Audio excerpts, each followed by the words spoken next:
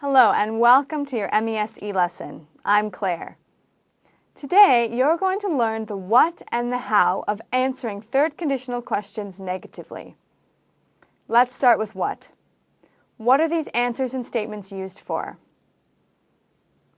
They are used to talk about imaginary situations in the past. You can describe what you would have done differently or how something could have happened differently if circumstances had been different. For example, if I hadn't studied abroad, I wouldn't have met the language requirements for this job.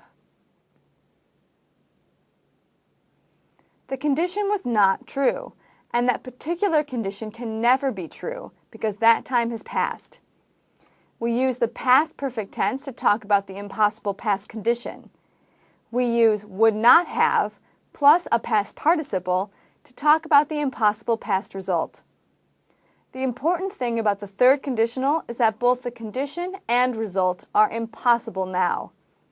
And remember, when answering negatively, the result will always be negative, regardless if the condition is negative or positive. Good. Now let's learn how.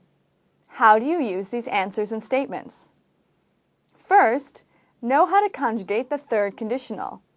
Let's use the condition, not see the weather report, and the result, be prepared for this cold spell. If you want to talk about yourself, please repeat. No, if I hadn't seen the weather report, I wouldn't have been prepared for this cold spell.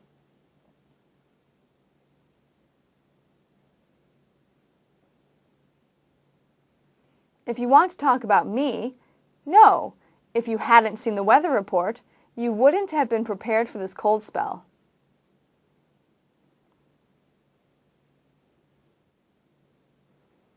If you want to talk about William, no, if he hadn't seen the weather report, he wouldn't have been prepared for this cold spell.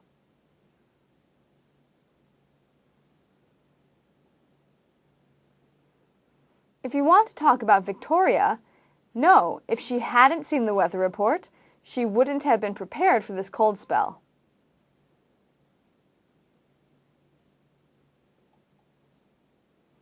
If you want to talk about us, no, if we hadn't seen the weather report, we wouldn't have been prepared for this cold spell.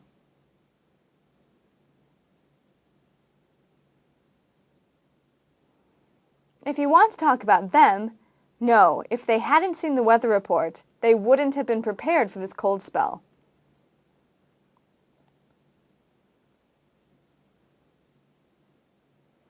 It's very important to memorize this conjugation fluently before you start practicing Video B.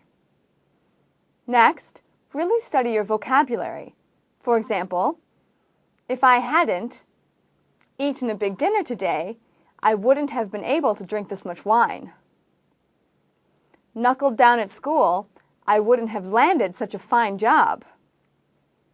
Bumped into Brian in the coffee shop, I wouldn't have known that his sister had married my old roommate.